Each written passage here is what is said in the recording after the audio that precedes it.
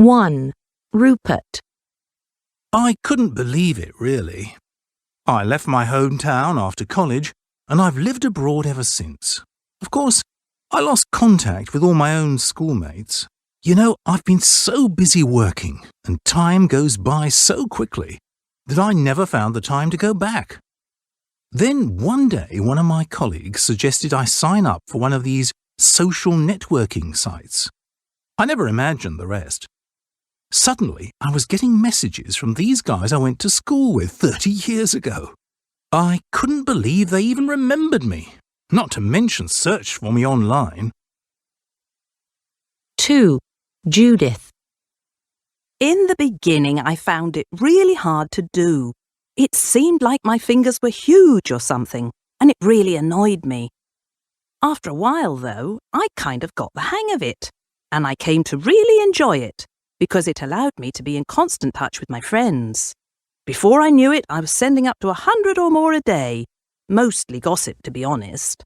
And in the end, it was like I just had to share everything that went through my mind.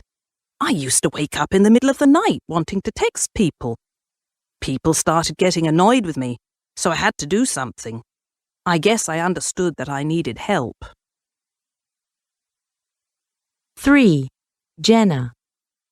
Well, I have to admit that I spend a few hours a day using one of my many gadgets. During the day, I mostly use my smartphone. It's got everything: music, video, internet, email, and even GPS. I use the GPS a lot when I'm out.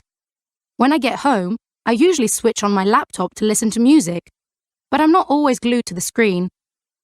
I check my emails every now and again, and I might chat online for a while or watch some music videos. So I suppose you could say I am a screenager if you like, but for me, that's pretty normal for my age. 4. Samuel.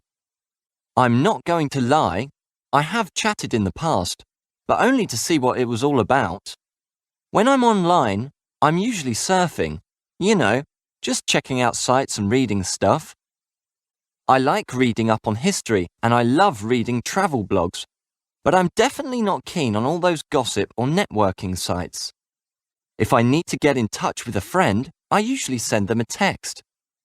Yeah, I'd say I'm more of a text person, and even then, only when I need to. 5. Hannah. I don't understand why everyone is making such a fuss. I mean, everyone should choose what they want to do in their own free time. And I don't see where the problem is if I don't like going out. Besides, lots of kids like to spend time in their bedroom. And it's not like I'm doing anything wrong. I mean, I do my homework and I don't have any problems at school. So where's the problem, even if I spend all night online? I wish people would just leave me alone. I don't need them telling me how I should live my life.